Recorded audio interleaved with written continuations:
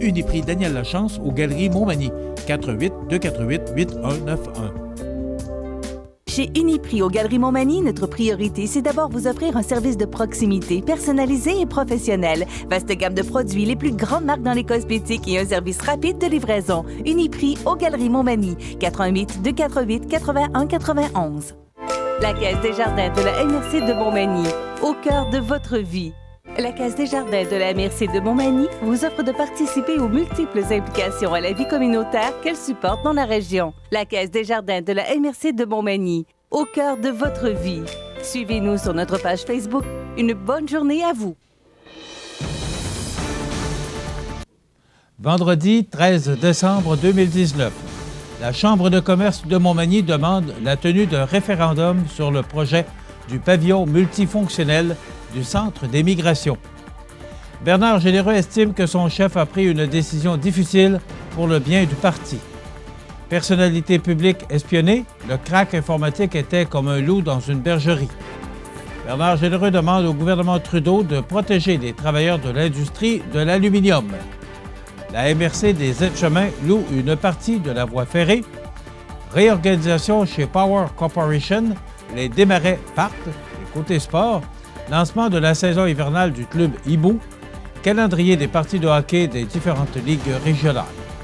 Tous les détails de ces nouvelles dans un instant.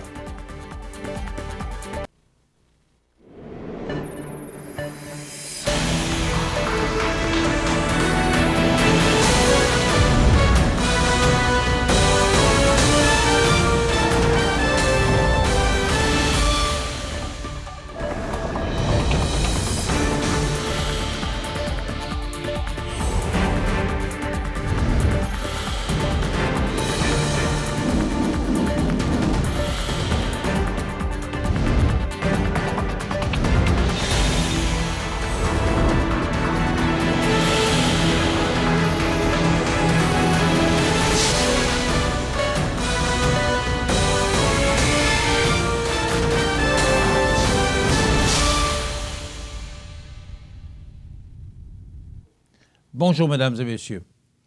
Suite à la présentation de la Ville dans les divers médias de Montmagny, dans laquelle elle explique ses motivations à l'égard du projet d'agrandissement et de rénovation du Centre des migrations, la Chambre de commerce de Montmagny a sondé ses membres afin de savoir si ces derniers souhaitaient que la Chambre de commerce de Montmagny prenne position afin d'insister auprès de la Ville pour que celle-ci tienne un référendum public sur le projet en question.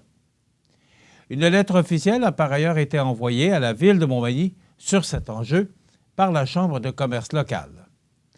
Ainsi, les membres de la Chambre de commerce de Montmagny se sont prononcés largement en faveur, 87 %, que la Chambre de commerce de Montmagny demande à la Ville la tenue d'un référendum sur le projet du pavillon multifonctionnel du Centre des migrations. Fort de cet appui, la Chambre de commerce de Montmagny demande donc officiellement à la Ville de Montmagny de tenir un scrutin référendaire auprès de la population magnymontoise afin de valider si réellement le projet de rénovation du Centre des migrations est le projet prioritaire des citoyens de Montmagny, et ce, même si les 947 signatures ne sont pas atteintes le 16 décembre prochain lors de la tenue du registre qui aura lieu, rappelons-le, à l'Hôtel de Ville. Les gens d'affaires veulent ainsi connaître l'opinion de leurs concitoyens, plus précisément s'ils considèrent que la Ville de Montmagny devrait investir un montant d'argent significatif dans le Centre des migrations. Dans le contexte économique actuel et la polémique entourant le projet du Centre des migrations, la Chambre de commerce se fait la voix de ses membres en demandant à la Ville que chaque citoyen habile à voter soit consulté par le biais d'un scrutin référendaire en répondant uniquement par oui ou par non. Nous sommes conscients que cette démarche pourrait être perçue offensante par le conseil municipal à l'égard de la Chambre de commerce. Nous tenons toutefois à rappeler que nous nous devons de représenter nos membres qui sont, par le fait même, pour une grande majorité, des citoyens de la Ville de Montmagny, a expliqué le président de la Chambre de commerce de Montmagny, Frédéric Corriveau. Le député fédéral de Montmagny-Lillec-Kamouraska-Rivière-du-Loup, Bernard Généreux, a réagi par voie de communiqué concernant l'annonce de la démission d'Andrew Scheer de son poste de chef du Parti conservateur du Canada, annonce ayant eu lieu jeudi à la Chambre des communes. Pour l'élu local du palier fédéral, il s'agit bien entendu d'une décision qui n'a sûrement pas été facile à prendre. Je crois qu'un vrai chef prend des décisions difficiles, non pas pour sa personne, mais pour autrui. Andrew Scheer a pris une décision difficile, mais il a jugé que, pour la poursuite des choses pour le Parti conservateur, oui, voilà, il était mieux de se retirer. M. Généreux a toutefois tenu à saluer et remercier son collègue de Regina, Capel pour ses services rendus envers le Parti conservateur, plus particulièrement pour ses 3 années à la tête de sa formation politique. Cette décision, aujourd'hui, d'annoncer son départ, a sûrement été très ardue pour lui et sa famille. Et je remercie également son épouse Jill et leurs 5 enfants qui ont fait preuve d'une grande compréhension et de sacrifice, a déclaré M. Généreux.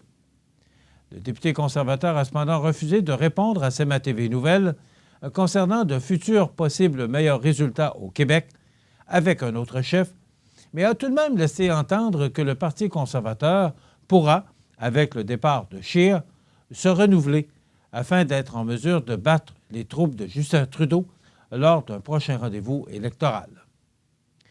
Il va sans dire que la pression était forte sur les épaules d'Andrew Scheer, puisque, de jour en jour, la grogne concernant son leadership prenait considérablement de l'ampleur. Je le félicite d'avoir agi dans le meilleur intérêt du parti, qui aura l'occasion de se renouveler et d'en faire encore plus au cours des mois à venir pour diriger ses ressources et son attention vers la nécessité de remplacer les libéraux lors d'une élection future et ainsi former le prochain gouvernement. Rappelons que, malgré sa décision de quitter la chefferie du Parti conservateur, Andrew Scheer a annoncé qu'il demeurera député. Selon le Journal de Québec, le crack informatique accusé d'avoir espionné le cellulaire de dizaines de personnalités publiques était comme un loup dans une bergerie, ayant aussi ses entrées à l'Assemblée nationale, à la Ville de Québec, chez Revenu Québec et chez Desjardins. C'est à titre de consultant informatique pour Conseil TI New Colors, la compagnie dont il était le président, que Pascal Desgagnés aurait réussi, pendant près de 6 ans, à voler et frauder l'identité d'une trentaine de personnes. Selon le bureau d'enquête du Journal de Québec, l'homme de 45 ans aurait d'abord navigué sur le dark web pour obtenir des logiciels lui permettant de pirater les données. Par la suite, c'est via le iCloud qu'il aurait réussi à épier ses victimes. Jeudi, à la suite de la comparution du présumé pirate informatique, Revenu Québec et l'Assemblée nationale ont fait savoir qu'ils avaient mis fin à leur collaboration avec l'accusé et qui avait des accès très limités. Il avait uniquement accès à un système de planification et de suivi de projets et n'avait pas accès aux dossiers fiscaux, a fait savoir Geneviève Laurier chez Revenu Québec. Du côté de l'Assemblée nationale, des vérifications sont actuellement faites et selon Julie Champagne, porte-parole, il est impossible pour le moment de dire si l'accusé a écouté ou non les conversations des députés. À la Ville de Québec, la direction a confirmé que Pascal Desgagnés avait collaboré avec la municipalité comme consultant, notamment avec la firme Fujitsu de 2011 à 2012, et n'avait pas accès aux systèmes et données sensibles de la Ville, a souligné le porte-parole David O'Brien.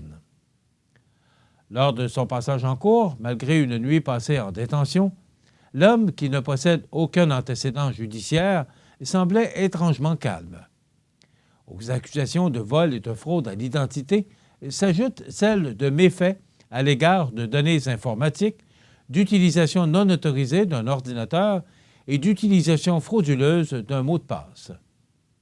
La procureure attachée au bureau de la grande criminalité et des affaires spéciales, maître Dana Cernacek, ne s'est toutefois pas opposée à sa remise en liberté et chacune des conditions a fait l'objet d'une vérification entre l'avocate de la défense, maître Caroline Gravel, et son client pour s'assurer que les engagements soient respectés à la lettre. L'utilisation de réseaux sans fil ou encore d'Internet lui a été interdite, sauf entre 7h et 21h, dans le cadre d'un travail légitime et rémunéré, et il pourra bénéficier d'une exception pour utiliser Netflix. Tout.tv et PlayStation, conditions de remise en liberté stricte, interdit de communiquer avec 32 personnes, interdit d'accéder aux médias sociaux, interdit de créer, posséder ou utiliser toute machine virtuelle, interdit de posséder tout dispositif capable de stocker des données. Si des appareils sont utilisés dans le cadre de son travail, il doit en fournir la liste complète à l'enquêteur, indiquer la marque, le type d'appareil, le nom du fabricant, l'adresse physique de la carte réseau. Aviser l'enquêteur de tout changement de travail ou de client.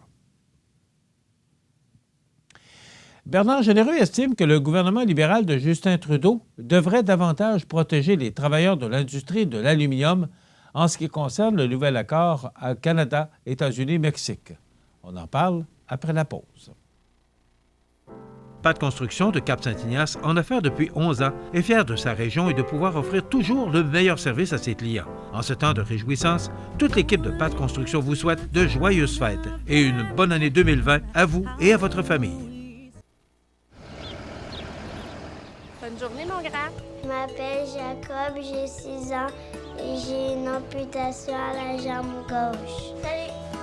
Aujourd'hui, c'est une journée spéciale parce que je vais faire une présentation devant mes nouveaux camarades de classe. Ça, c'est ma jambe de natation.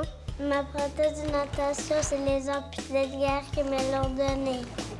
Merci de votre appui. Le député conservateur de la circonscription de Montmagny-Lillec-Kamouraska-Rivière-du-Loup, Bernard Généreux, estime que le gouvernement libéral de Justin Trudeau devrait davantage protéger les travailleurs de l'industrie de l'aluminium en ce qui concerne le nouvel accord Canada-États-Unis-Mexique. En effet, après un accord sur cet accord, les États-Unis, le Canada et le Mexique ont recommencé des négociations qui ont récemment abouti sur une protection supplémentaire pour l'acier, de sorte que pour éviter des frais de douane, l'acier doit être fondu et coulé sur le sol de l'un des 3 pays signataires. Par contre, il y a un ombre au tableau puisque cette clause n'existant pas pour l'aluminium, l'importation du minerai des autres pays, comme notamment la Chine, sera possible, ce qui augmentera du même coup le bilan carbone du produit, tout en menaçant des dizaines de milliers d'emplois au Québec. Oui, on demande au gouvernement Trudeau de protéger les travailleurs de l'industrie de l'aluminium. Mon collègue Richard Martel intervient en Chambre à ce propos depuis 2 jours et c'est certain que je me joins à lui pour demander la protection de cette industrie, a déclaré le député Généreux. Pour M. Richard Martel, qui est le député conservateur de Chicoutimi-Le-Fjord, cette situation est complètement inacceptable. Je me souviens du premier ministre qui est venu au Saguenay-Lac-Saint-Jean, chez nous, qui nous a regardés dans les yeux et qui nous avait promis qu'il se battrait pour défendre notre industrie de l'aluminium, la plus verte au monde. Il vient pourtant de concéder au Mexique la possibilité d'aller chercher son aluminium ailleurs, comme en Chine, un des pays les plus polluants, a fait valoir M. Martel et rapporté par neomedia.com.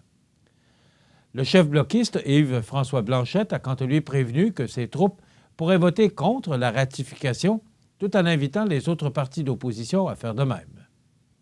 Je veux voir dans le texte que la protection accordée à l'aluminium est exactement la même que la protection, ou soit exactement la même que la protection accordée à l'acier, a-t-il lancé avant de se rendre à la réunion de son caucus.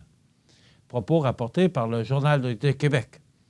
Rappelons qu'après l'aérospatiale, l'aluminium est le 2e secteur économique en importance au Québec, puisque 8 des 9 usines au Canada sont au Québec, dans nos régions, ce qui représente près de 10 000 emplois directs, 20 000 emplois indirects et des exportations de plus de 8,3 milliards de dollars par année. Selon La Voix du Sud, la MRC des Aides-Chemins devient locataire de l'entreprise ferroviaire du Québec central sur une partie de son territoire. Le développement touristique pourrait en être le principal élément. C'est du moins ce que laissait entendre le préfet de la MRC, Richard Couette, confirmant la transaction lors de la rencontre des maires de novembre. Le ministère des Transports nous loue l'emprise ferroviaire de Saint-Benjamin à Saint-Camille. La Fédération québécoise des clubs quad a accès à des subventions pour le développement de son réseau. Le ministère garde des responsabilités, mais nous cède la gestion de l'emprise. Notre rôle sera de travailler avec la Fédération pour le développement, a-t-il précisé. Si le quad risque de faire partie de l'équation, M. Couette n'écarte pas que la motoneige et même le vélo pour l'utilisation de l'emprise ferroviaire. L'emprise, on a beaucoup de terrain là-dessus. Il y a une bonne cohabitation des quads et des motoneiges à certains endroits, mais idéalement, les deux doivent avoir chacun leur parcours. Ils peuvent se côtoyer peut-être. Nous avons déjà eu un projet pour le vélo également. Il faudrait voir comment nous allons faire des projets et tout ça pour être emballant en termes de développement. Il n'écarte pas que le plan de relance de la MRC soit mis à contribution éventuellement. Pourquoi pas? Nous avons encore 2,5 millions de dollars de disponibles et il doit servir à la relance de la MRC. Puis, le récréo touristique a déjà été identifié comme élément important de cette relance. Rappelons que la MRC des Aides-Chemins avait demandé au ministère, en août 2012, l'autorisation de développer une piste cyclable sur la voie ferrée du Québec central. La défunte conférence régionale des élus de la Chaudière-Appalaches recommandait toutefois au ministère de préserver l'intégrité du corridor du Québec central pour un usage ferroviaire, croyant qu'éventuellement, les conditions économiques, environnementales, sociales et commerciales seraient plus intéressantes. La nouvelle vient aussi en concurrence avec l'annonce plus tôt cette semaine de la volonté du gouvernement du Québec de soutenir le développement ferroviaire. Le ministre des Transports du Québec, François Bonnardel, a d'ailleurs confirmé la réhabilitation du Québec central au niveau de la conception du pont de Vallée-Jonction et d'une étude d'opportunité du tronçon de l'ouest de Vallée-Jonction vers Thetford Mines.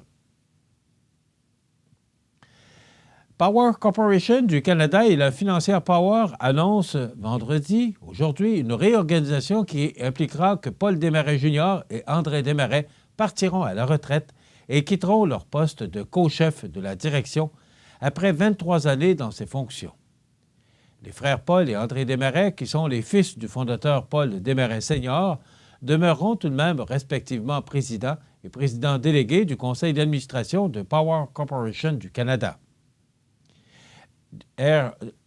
Jeffrey R., président et chef de la direction de la financière Power, deviendra président et chef de la direction de Power Corporation. Pensolo Holding, une société de portefeuille contrôlée par la fiducie familiale résiduaire Desmarais, conservera le contrôle de Power Corporation du Canada après la réalisation de la réorganisation. Pensolo Holding a l'intention d'acheter entre 5 millions et 6 millions des quelques 30 millions d'actions privilégiées participantes de Power Corporation du Canada qu'elle a le droit d'acheter, soit la propriété d'environ 50,2 à 50,6 des droits de vote pro forma à la réalisation de la réorganisation.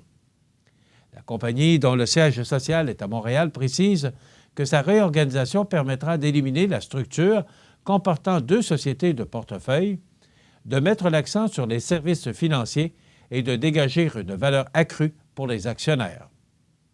Les actionnaires minoritaires de la financière Power recevront donc 1,05 actions comportant des droits de vote limités de Power Corporation du Canada et une contrepartie nominale en espèces en échange de chaque action ordinaire de la financière Power. Les actionnaires minoritaires de la financière Power recevront des actions de Power Corporation dont la valeur de l'actif net est de 4,50 $ plus élevée que la valeur de l'actif net de chaque action ordinaire de la financière Power. Dans quelques instants, les sports. J'aime beaucoup lire. J'aime lire. Chez moi, j'ai pas beaucoup de livres. C'est amusant de lire des livres. Ça nous donne de l'imagination.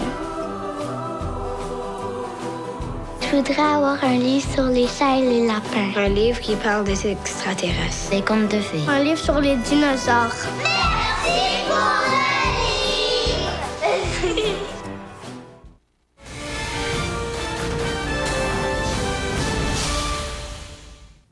Côté sport, pour le plus grand bonheur des amateurs de neige, de plein air et de plaisir hivernal dans le Haut-Pays, le club de motoneige Club Hibou du Kamouraska vient de dévoiler sa programmation des prochains mois. Pour clôturer l'année en beauté, le club organise son traditionnel tailgate du jour de l'an le samedi 28 décembre. Au programme, feu extérieur et vente de hot dogs au profit de l'école primaire L'Étoile filante de Saint-Onésime d'Ixworth. Bonne ambiance garantie grâce à l'animation de Richard Bossinotte, personnalité radio bien connue dans la région. Le samedi 8 février se tiendra la parade annuelle au flambeau du club dont le trajet débute à la Pocatière pour se rendre ensuite au club Hibou. Plusieurs dizaines de véhicules en tout genre sont attendus pour sillonner quelques-uns des 139 km des sentiers entretenus par le club Hibou au Kamouraska, dans le parc régional du Haut-Pays de Kamouraska. On peut compter sur l'animation de Sébastien Caron, chansonnier, pour braver le froid. Au-delà de ces événements traditionnels, l'année 2020 revêt une dimension toute particulière pour le club Hibou. Non seulement l'organisme fête les 50 ans de sa création avec des temps forts incontournables, mais c'est aussi la première saison où sera exploitée la toute nouvelle surfaceuse du club, acquise au mois d'août dernier. L'hiver s'annonce ainsi riche en activités à Saint-Onésime d'Ixworth. En terminant, mentionnons le soutien financier de la Caisse Desjardins de l'Anse de la Pocatière en appui aux activités du club Hibou du Kamouraska. Pour suivre l'actualité du club Hibou, vous pouvez vous rendre sur la page Facebook du club Hibou. En terminant, voici les matchs à l'affiche dans les différentes ligues de hockey de la région. Donc, les prochains matchs dans la Ligue de hockey Côte-du-Sud, ce soir, vendredi 13 décembre, Saint-Damien est à Lotbinière, à l'aréna de Saint-Gilles, à 21h.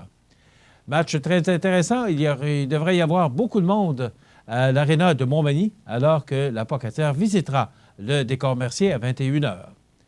Saint-Pascal jouera contre le Pavage Jéricho de Saint-Jean-Port-Joli, reprise du match annulé le 1er novembre dernier à 21h. Saint-Charles est à Saint-Joseph à 21h. Demain, samedi, 14 décembre, Saint-Jean-Port-Joli est à Saint-Pascal à 14h.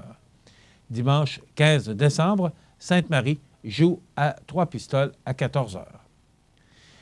Dans la Ligue de hockey olympique de Montmagny, maintenant, le prochain programme aura lieu le vendredi 20 décembre prochain, et ce, après le match de l'Everest Côte-du-Sud, alors que Hockey-Pneus André Ouellet visitera le Physio Optimum et par la suite, le Pétrole Montmagny recevra le groupe MG. Et dans la Ligue junior 3A, ce dimanche 15 décembre, c'est le match des toutous de l'Everest. Apportez vos toutous à l'aréna et lors du premier but de votre Everest, vous serez invité à lancer vos toutous sur l'Atlas. Ceux-ci seront remis à des enfants de la région dans le besoin. On vous invite à être généreux. Voilà ce qui complète notre bulletin d'actualité pour aujourd'hui. Si vous avez des nouvelles à nous transmettre, vous pouvez le faire en communiquant avec notre salle des nouvelles au 418-241-1313, poste 226. Ou encore, vous pouvez nous écrire à nouvelles@cmatv.ca. Vous pouvez également nous suivre comme plus de 12 415 personnes le font maintenant sur la page Facebook de cmatv.ca. Vous êtes à l'antenne du réseau de télévision CMA-TV, le média le plus regardé et le plus suivi, ce qui le confirme, numéro 1 de l'information sur la Côte-du-Sud. Voilà, c'est tout pour l'instant. Dans quelques minutes, les prévisions de la météo et l'état des routes.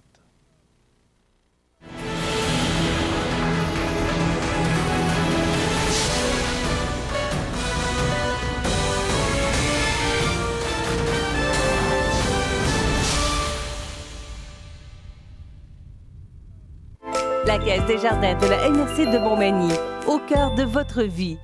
Les partenaires suivants sont fiers de s'associer à cette portion de notre programmation.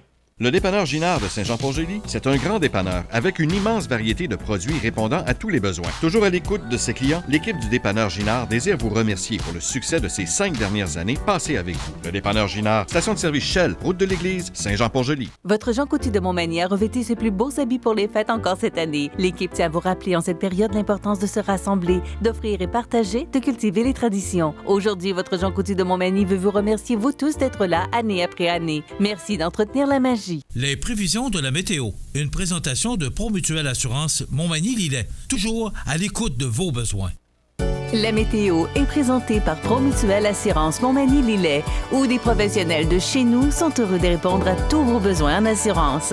Promutuelle Assurance Montmagny-Lillet est là, dans la région, pour ses membres et la communauté. Alors hier, du temps beaucoup plus froid, mais il me semble que c'était peut-être un peu moins froid que ce qu'Environnement Canada nous mentionnait, peut-être parce que les vents ont été moins présents qu'annoncé. Donc, une journée passablement, on peut dire, confortable hier. C'est à peu près le même scénario aujourd'hui. Hier, on avait du soleil, mais aujourd'hui, on aura peut-être de la faible neige. Et l'image radar définit bien le scénario pour ce vendredi 13. Donc, faible neige intermittente, c'est ça au cours de l'avant-midi. Nuageux par la suite, vent jusqu'à 15 km/h, maximum de moins 3 degrés pour Montmagny, Lillet, la Pocatière, moins 2 pour Saint-Paul-de-Montmagny et moins 3 pour Saint-Pamphile. Ce soir et la nuit prochaine, du temps nuageux, neige débutant vers minuit, accumulation d'environ 2 cm. Des vents jusqu'à 15 km/h, température à la hausse pour atteindre 0 au cours de la nuit. Pour demain samedi, neige se changeant en pluie le matin. Risque de pluie verglaçante tôt le matin, accumulation de neige de 2 cm et des vents devenant du sud-est à 20 km/h en rafale à 40 au cours de l'avant-midi, maximum de 4 degrés pour demain et 2 pour Kamouraska. Pour la nuit de samedi à dimanche, de la pluie, minimum de 2 degrés ou de plus 2. Et pour dimanche, on nous prévoit des averses venteux, maximum de plus 2 degrés. Donc, le peu de neige qu'on aura au sol au cours des prochaines heures, comme on nous prévoit beaucoup de pluie pour samedi et dimanche, ça pourrait disparaître. Pour la nuit de dimanche à lundi, dégagement minimum de moins 12. Et pour lundi, la semaine débute sous le soleil avec un maximum beaucoup plus froid. Là, on reviendra tout près des normales de saison avec un maximum de moins 8 degrés. Pour la nuit de lundi à mardi, ciel dégagé, minimum de moins 12. Et pour mardi, c'est du soleil avec un maximum de moins 7 degrés. Pour la nuit de mardi à mercredi, passage nuageux avec 30 de probabilité d'averse de neige, minimum de moins 13. Et pour mercredi, du temps nuageux avec 60 de probabilité d'averse de neige et un maximum de moins 11 degrés. Pour la nuit de mercredi à jeudi, ciel dégagé, minimum de moins 19. Et pour jeudi, c'est du soleil avec un maximum de moins 13 degrés. Donc, pas de tempête à l'horizon, pas de fortes précipitations de neige, mais bien plus de fortes précipitations de pluie. Les normales de saison à ce temps-ci d'année sont de moins 5 le jour, moins 15 la nuit. Le soleil s'est levé à 7h19 et se couche à 15h53, heure normale de l'Est. Je ne sais pas si vous avez remarqué, mais le coucher est toujours à 15h53. Donc, je vous rappelle qu'à compter du 21 décembre, ce sera le solstice de l'hiver. Et à compter du 24 décembre, bonne nouvelle, les journées vont commencer à rallonger. Eh oui. Actuellement, c'est moins 5 degrés et le temps est nuageux. Donc, c'est la température la plus élevée enregistrée en 2010 avec 11,8 degrés et la plus froide en 2013 avec moins 25,3 degrés. On a reçu 12,5 mm de pluie en 2010 et 3 cm de neige en 2007. Et en 2004, on avait 46 cm de neige au sol. Excusez-moi. La température enregistrée la plus élevée hier a été de moins 5,7 degrés. La pression barométrique est actuellement à 103,2 kPa. La tendance est à la hausse. L'humidité est à 77 %. Les vents soufflent actuellement de direction sud-sud-est à 12 km/h, en rafale à 27 km/h. Il fait moins 5 degrés actuellement. Le temps est nuageux avec le vent. On peut ressentir une température aux environs de moins 15 degrés.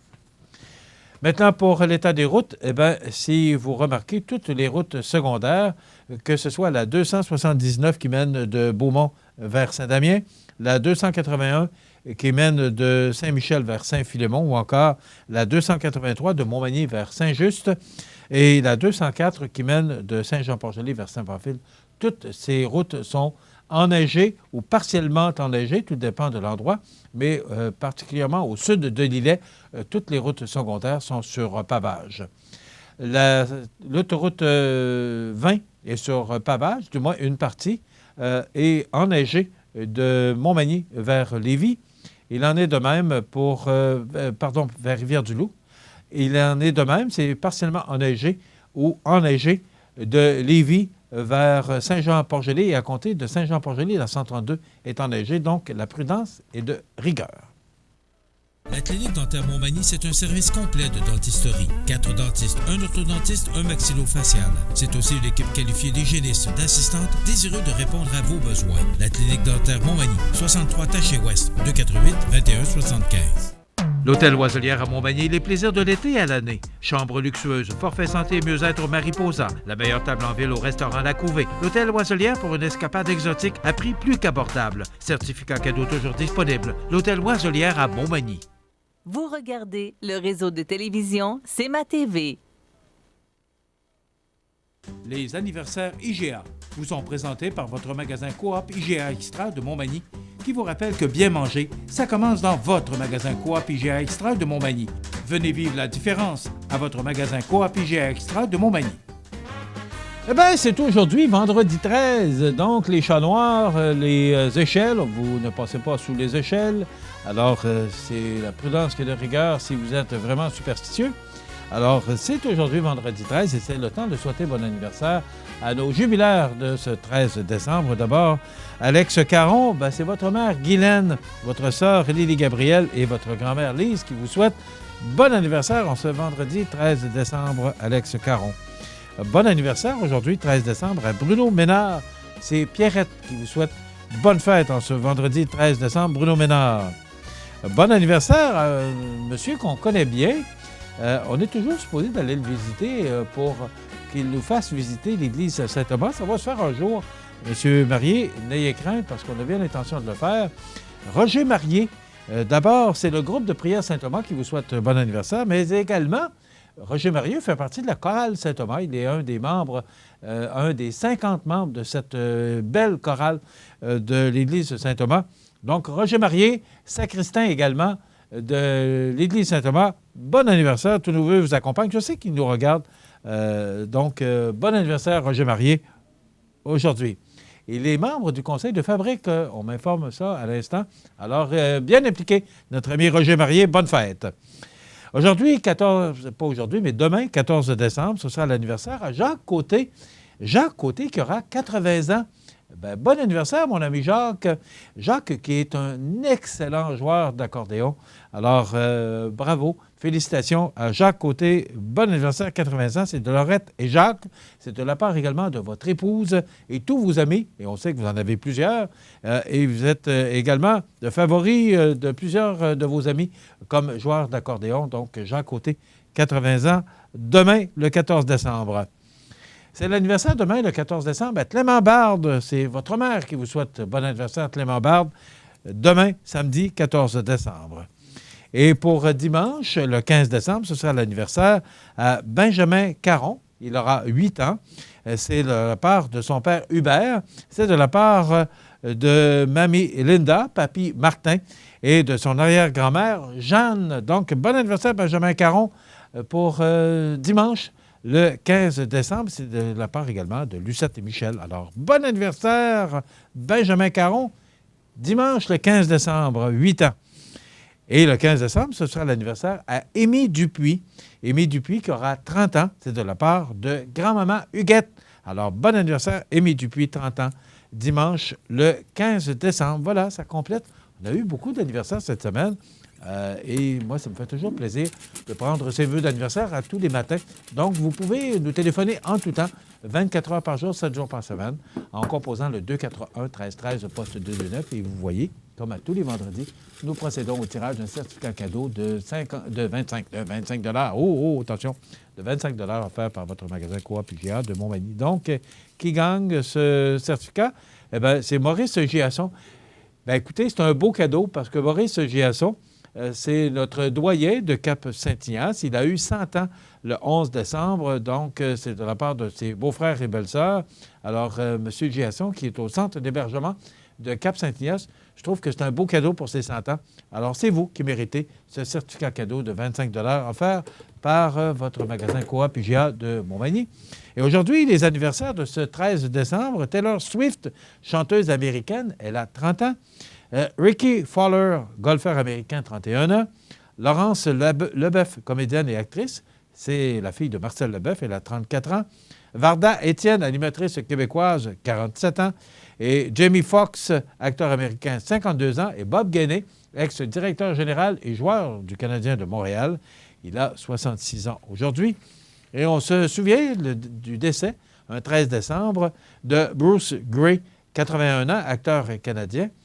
En 2016, la Madonna d'Angela, je ne sais pas si vous vous souvenez de ça, le chanteur de charme Jean Roger, il est décédé en 2016 à l'âge de 88 ans. Et il était également un excellent animateur dans les cabarets, donc Jean Roger, qui a passé à l'histoire comme chanteur et animateur.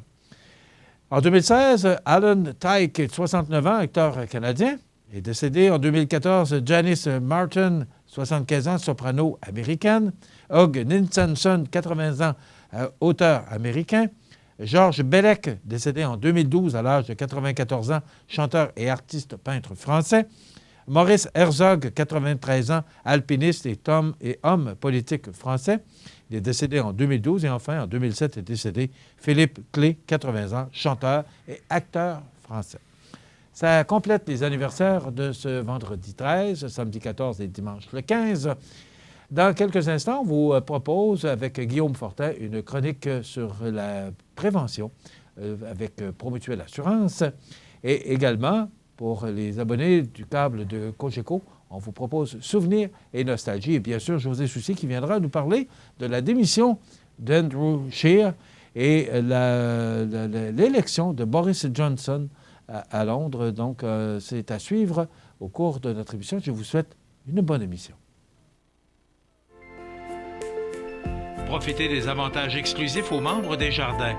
Visitez le www.desjardins.com pour les découvrir. Les caisses Desjardins de la région vous souhaitent bonne journée. Le dépanneur Ginard de Saint-Jean-Port-Joli, c'est un grand dépanneur avec une immense variété de produits répondant à tous les besoins. Toujours à l'écoute de ses clients, l'équipe du dépanneur Ginard désire vous remercier pour le succès de ces 5 dernières années passées avec vous. Le dépanneur Ginard, station de service Shell, route de l'église, Saint-Jean-Port-Joli. Vous regardez le réseau de télévision C'est ma TV.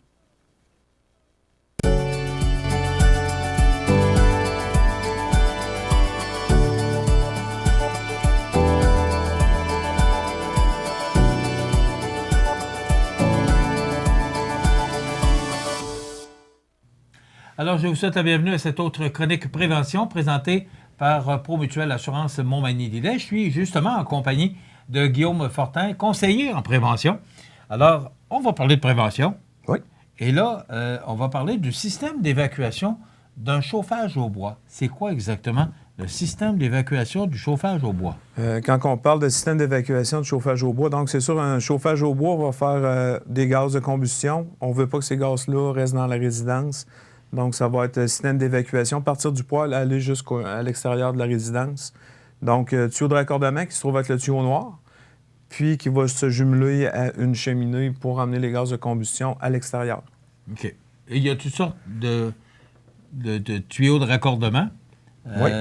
On va parler des deux principaux éléments du système d'évacuation. On a dit cheminée et conduit de raccordement. Donc, conduit de raccordement. Oui. Donc, conduit de raccordement, comme je vous disais, c'est le tuyau noir.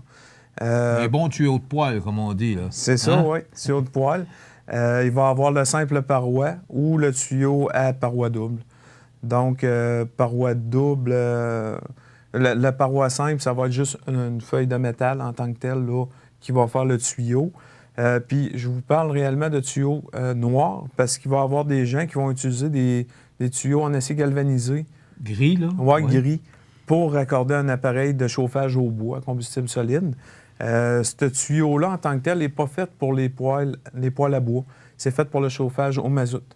Donc, la température du tuyau au bois, le chauffage au bois va être plus élevé.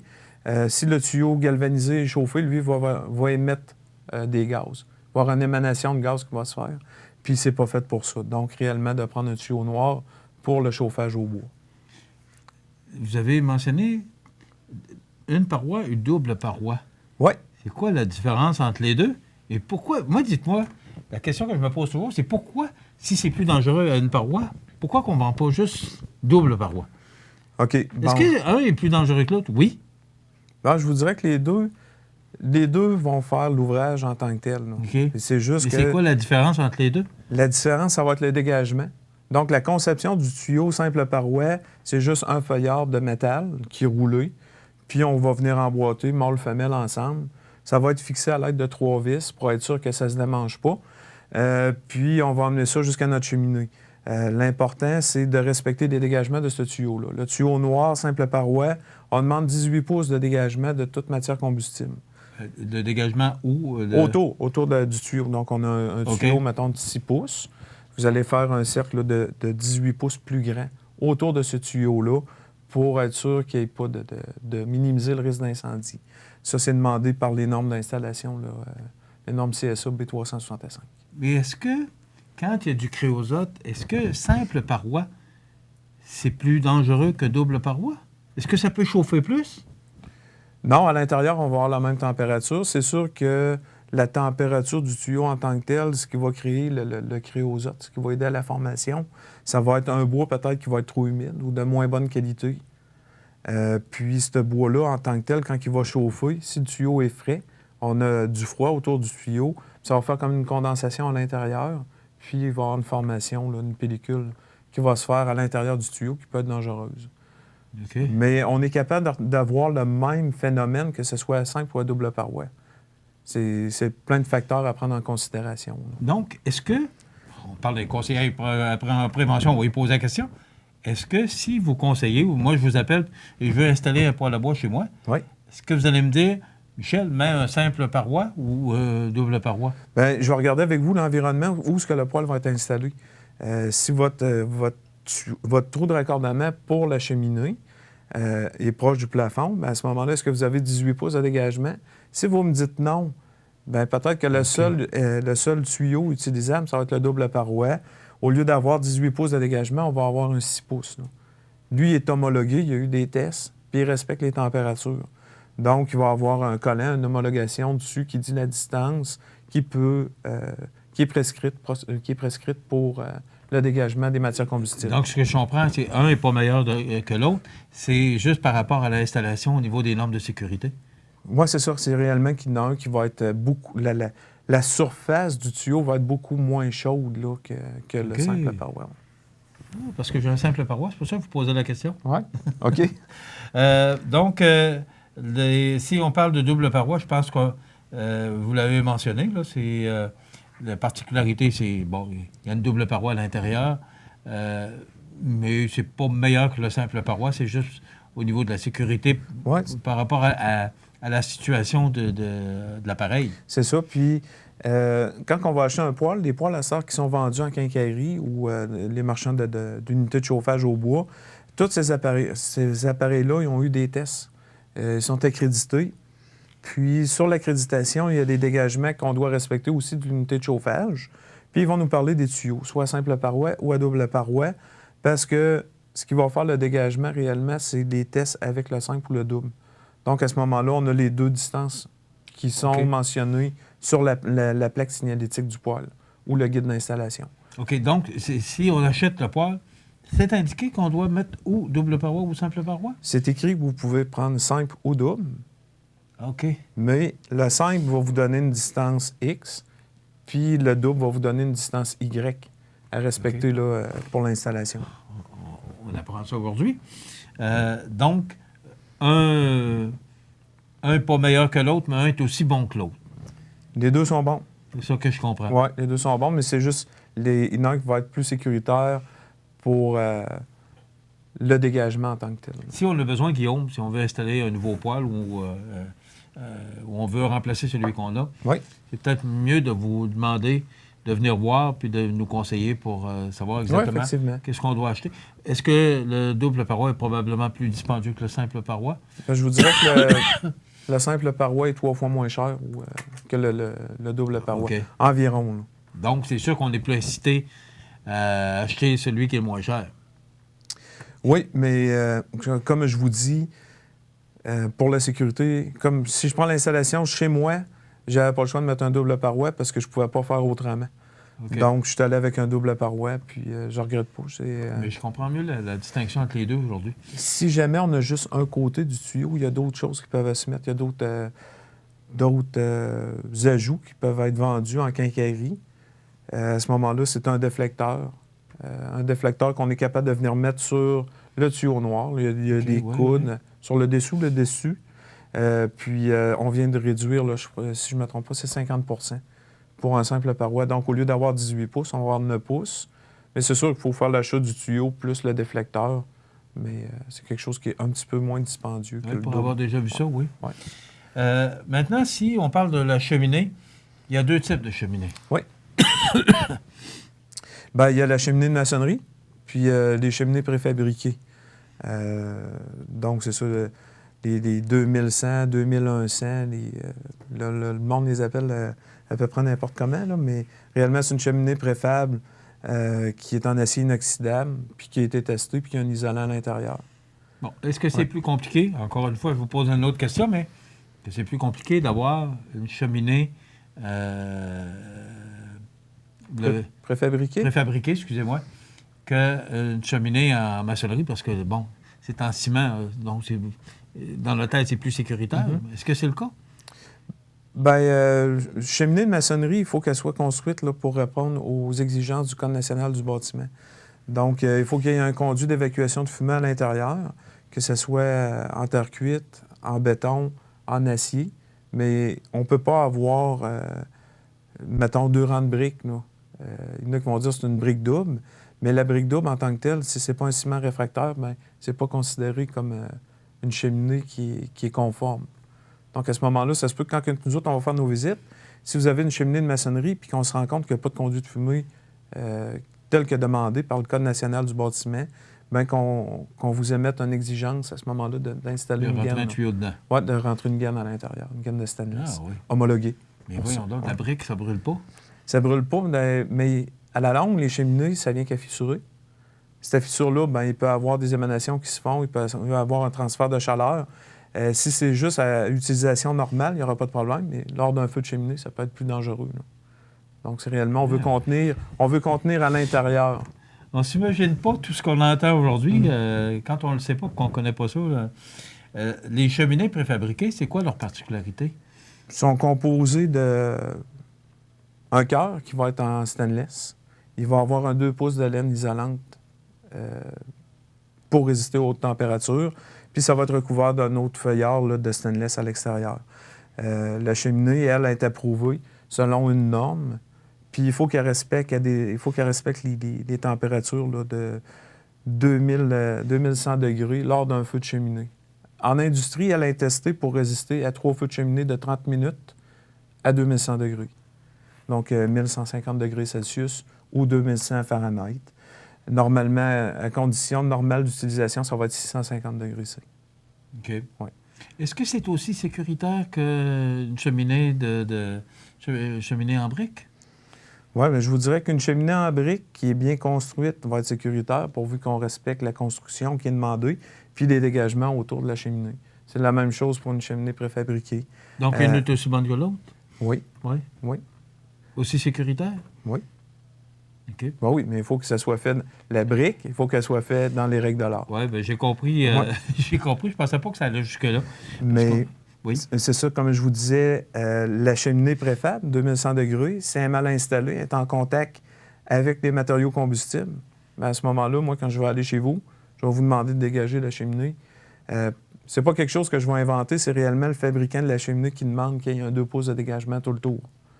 Donc, passer au travers du plancher, aller jusqu'au toit, il il y a des instruments, des kits d'installation qui sont vendus par le fabricant pour respecter ça, puis être sûr qu'il n'y ait pas de laine qui vienne en contact dans l'entretoit ou du linge, là, il faut que ce soit recouvert quand ça passe dans un garde-robe pour être sûr qu'il n'y ait pas de linge qui vienne en contact avec, des choses comme ça. OK. Et si c'est dans un garage, est-ce que c'est la même chose? Si la cheminée est à l'intérieur d'un garage? Oui, à ce moment-là, c'est sûr qu'il faut respecter les distances. C'est les mêmes règles qui s'appliquent? Oui. C'est important, hein, parce que on parle d'incendie ou de possibilité ou de danger d'incendie. Donc, c'est important d'être bien installé. Et votre rôle, c'est ça, c'est que si on veut s'installer un nouveau poêle ou changer le poêle, c'est important d'avoir des bonnes indications pour être obligé de recommencer. Oui, effectivement. Puis, chez Promutuel Montmagny-Lillet, on est 2 conseillers à prévention. On a eu comme formation une formation avec l'APC, l'Association des professionnels du chauffage. Donc, réellement, c'est pour voir comment que l'installation d'un poêle et des cheminées se fait, puis comment faire la vérification de ces unités-là aussi, là, de façon adéquate, là, en respectant les normes d'installation. Les poêles d'aujourd'hui et les poêles d'il y a 30 ans, oui. Est-ce qu'ils sont aussi sécuritaires que... J'ai un poêle de 30 ans. Je vais toujours prendre l'exemple qui me revient. C'est-tu un poêle homologué? Ça doit. J'ai acheté ça chez un détaillant à ce moment-là. Et c'est ça, il y a une trentaine d'années, peut-être que les poêles n'avaient pas subi les tests là, pour les dégagements en tant que tels, comme je vous disais tantôt. Toujours moyen de regarder en arrière de votre poêle s'il y a une plaque d'homologation. Puis regardez les dégagements. Les dégagements vont être écrits. S'il n'y a pas de dégagement décrit, à ce moment-là, ça se peut que ce soit un appareil qui est non homologué. Ça ne veut pas dire que vous n'avez pas le droit de vous en servir. C'est juste que la distance de dégagement va être plus grande qu'un poêle qui a eu des tests. Donc, à ce moment-là, on demande 48 pouces de dégagement tout le tour. 4 pieds? 4 pieds, oui, monsieur. Ça prend une grande pièce. 4 pieds de dégagement? Il y a toujours moyen, là, à ce moment-là, de réduire les dégagements en mettant des écrans murales là, afin avec une chambre d'air. Puis, pour donc, prévenir... peut-être faire l'exercice, les gens qui nous regardent. S'il y avait un poêle qui date de quoi? À partir de quel moment où officiellement il était homologué? Je ne pourrais pas vous dire. Non. Par cœur, non. Je pourrais lancer une date de même, mais... Oui, mais peut-être le vérifier. C'est à l'arrière du poêle? Ça peut être à l'arrière du poêle. Je n'ai déjà vu ses côtés ou sur la patte en dessous. Il y a des modèles que c'est... Et comment c'est marqué? C'est des vous allez instructions? Avoir le fabricant, le nom, le numéro de modèle, le fabricant du poêle, puis les distances là, à respecter à l'arrière et sur les côtés. Ouais. OK. C'est inscrit sur la plaquette? Oui, c'est écrit sur la plaquette. On va vérifier ça. Oui. C'est intéressant. Et on peut toujours communiquer avec vous, Guillaume, avant de procéder à une installation ou un changement pour connaître les règles. Là, puis vous allez exactement dire à la personne ce que ça prend, puis de lui donner les consignes pour avoir des bons instruments ou des bons appareils là, pour... en toute tranquillité d'esprit. Oui, puis effectivement, si c'est une personne qui est assurée chez nous, bien, on peut se déplacer là, pour faire une visite complète aussi à ce moment-là. Moi, j'aime beaucoup ces chroniques-là, j'apprends beaucoup. Alors, merci beaucoup, Guillaume Fortin, qui est conseiller en prévention chez Promutuel Assurance Montmagny-Lillet, donc 248-7940. Si vous avez des questions, peu importe la question, les questions sont toujours intéressantes et c'est toujours dans le sens de la prévention. Donc, on veut prévenir. On aime mieux prévenir que guérir. Donc, voilà, ça complète.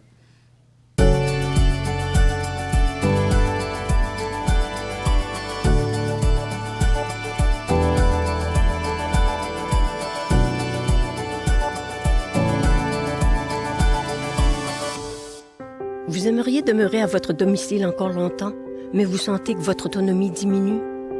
Vous et vos proches vivez de plus en plus d'inquiétudes et d'insécurité? Le service de télésurveillance, disponible via votre CLSC, est là pour vous aider en vous offrant un suivi santé personnalisé et un soutien en cas d'urgence. Du bout de votre doigt au bout du fil, une infirmière qualifiée répond à votre appel. Elle veille sur vous et votre santé en tout temps, 24 heures sur 24, 7 jours sur 7. Appuyées par un réseau d'intervenants tissé serré, les infirmières ont accès à votre dossier médical afin de vous prêter main forte en cas de besoin. Au fil des discussions, elles évaluent votre santé, vous conseillent et vous informent en toute confidentialité. Parce que la vie ne tient qu'à un fil. Nous sommes toujours là au bout du fil. Le service de télésurveillance pour demeurer chez soi en toute sécurité.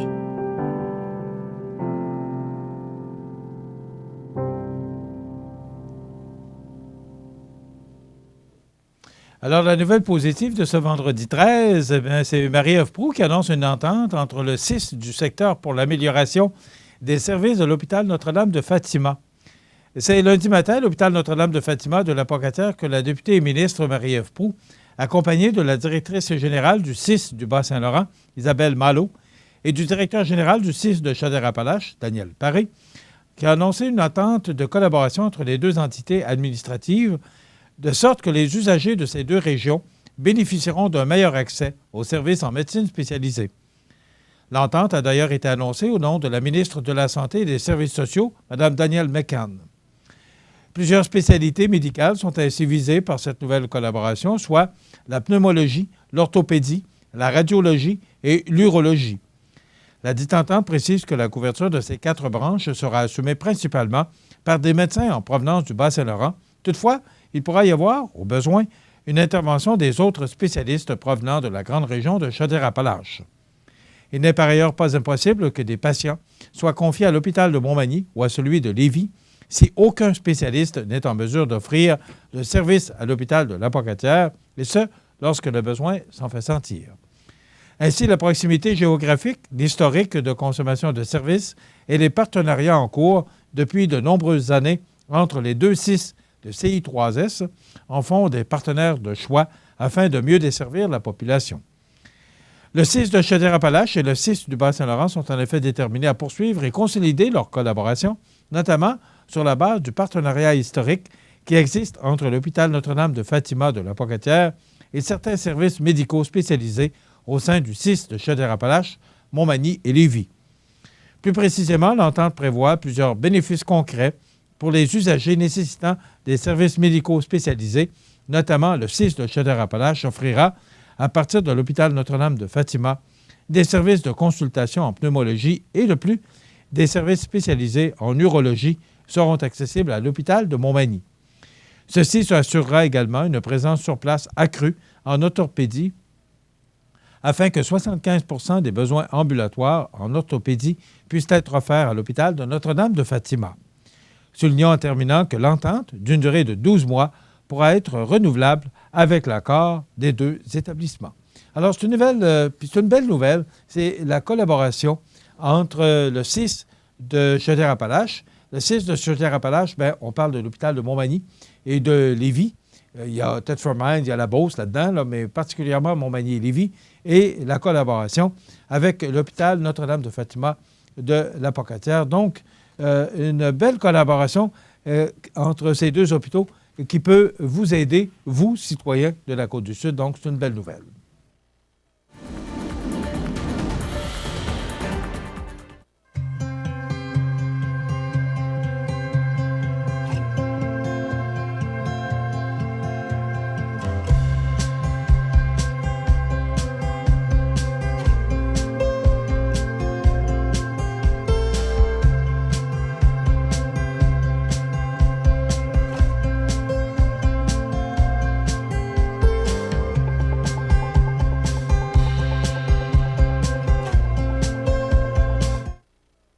Les partenaires suivants sont fiers de s'associer à cette portion de notre programmation.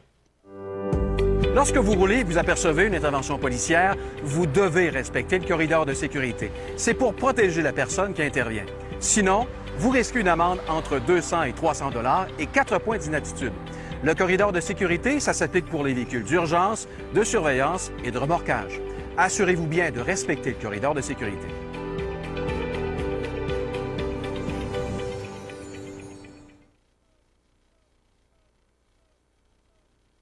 Iris Saint-Jean-Port-Joli dispose d'une variété de lunettes, lunettes soleil, lentilles cornéennes et vous offre les services d'examen de la vue et le suivi de chirurgie au laser. La boutique Iris 43 de Gaspé-Est Saint-Jean-Port-Joli, 598-61-28. Faites l'expérience d'une meilleure vision maintenant.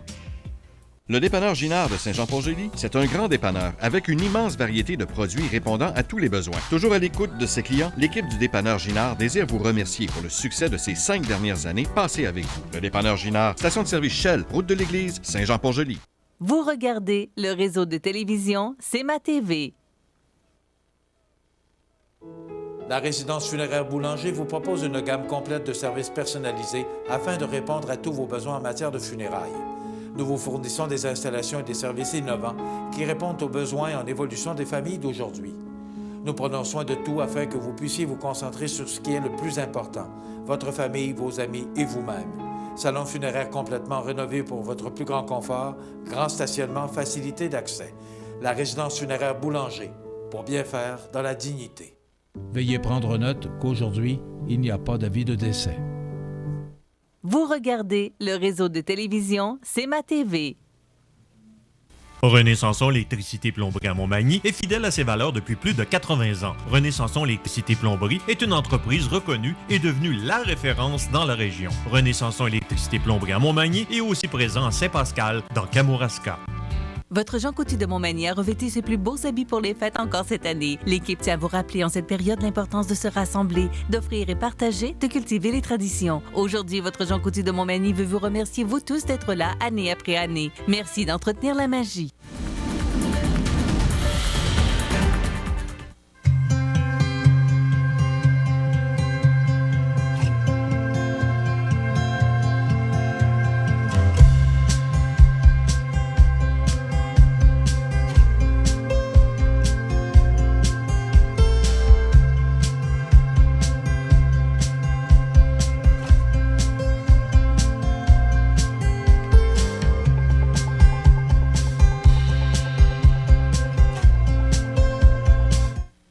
Regardez le réseau de télévision C'est ma TV.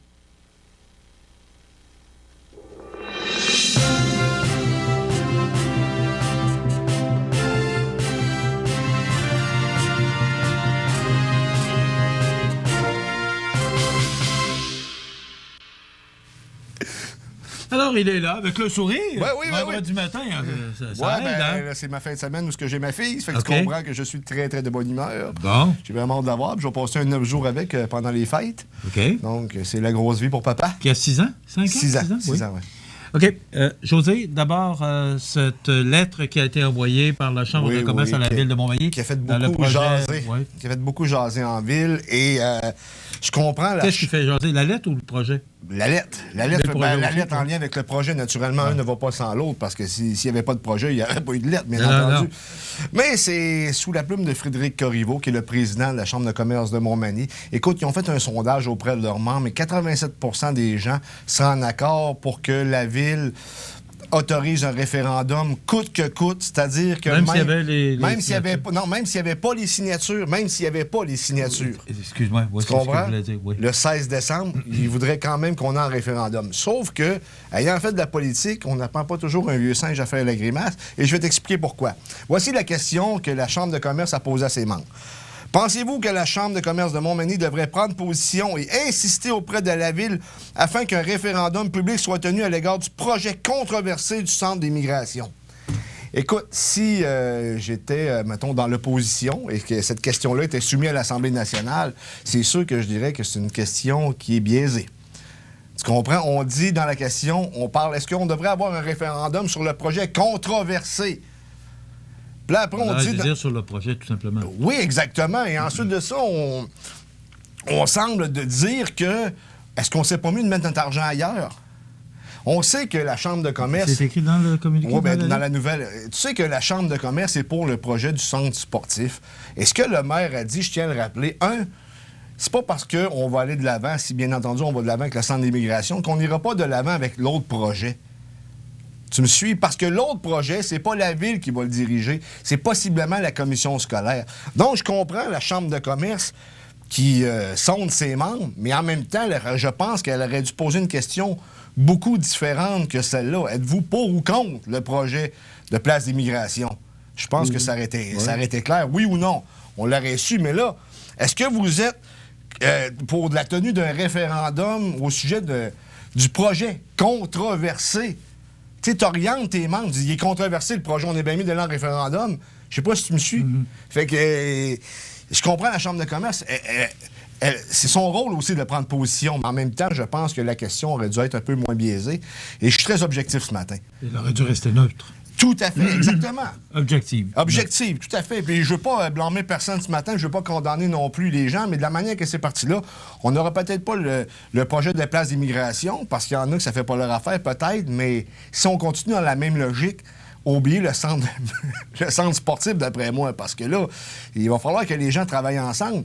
Dans les dernières années, les gens ont travaillé ensemble et regardez le développement de la ville de Montmagny. Et maintenant, ce matin, à la lumière de ce qu'on lit au sujet de la lettre que la Chambre de commerce a envoyée directement par ailleurs à la ville de Montmagny, bien, je ne sais pas si c'est la bonne approche. Tu me suis?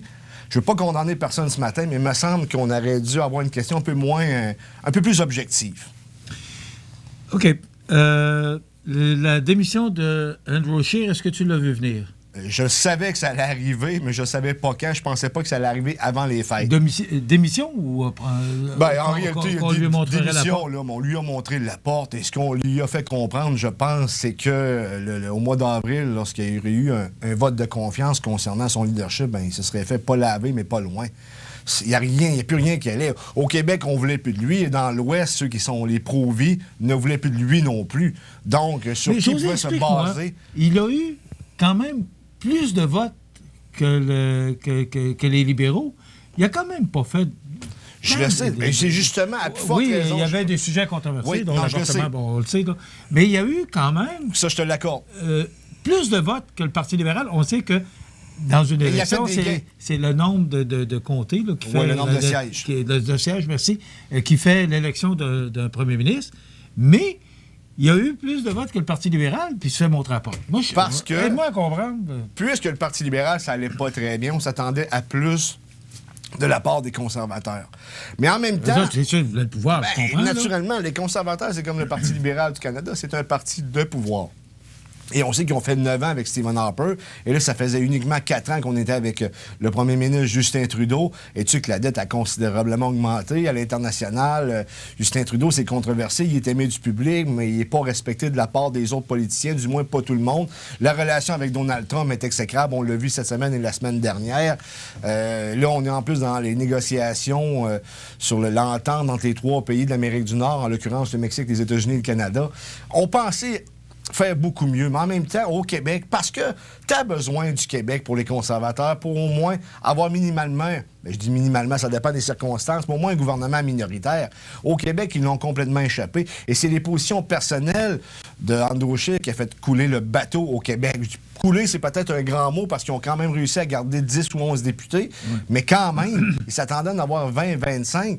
Le travail d'Alain Reyes, qui était le lieutenant politique du Québec, pour Andrew Scheer, était extraordinaire. Il a fait un grand travail de terrain. Il avait été chercher des gens, des bonnes pointures, et finalement, ça n'a pas payé.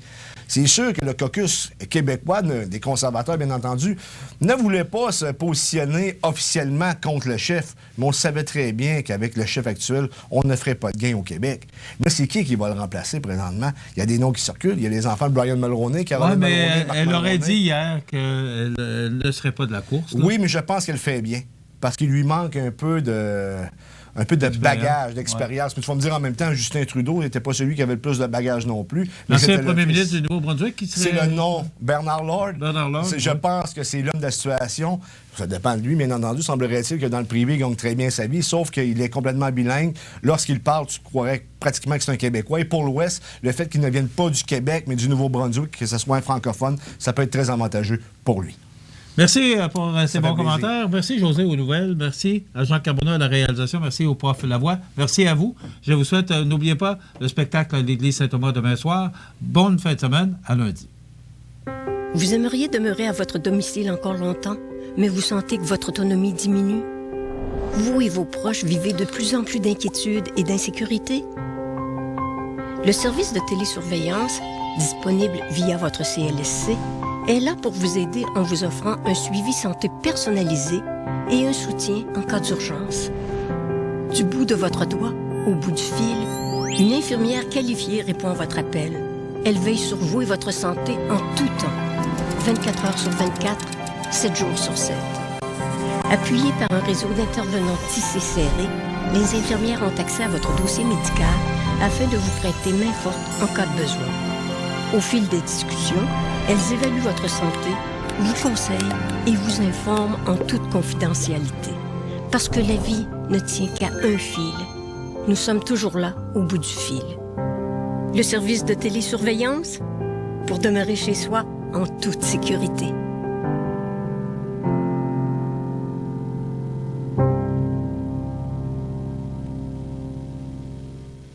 L'émission Bonjour Côte-du-Sud, une présentation de la pharmacie Uniprix des Galeries Montmagny. Service professionnel, grand éventail de produits, grande marque de cosmétiques, service de livraison. Uniprix aux Galeries Montmagny, 101 boulevard Taché-Ouest, 88 248 8191.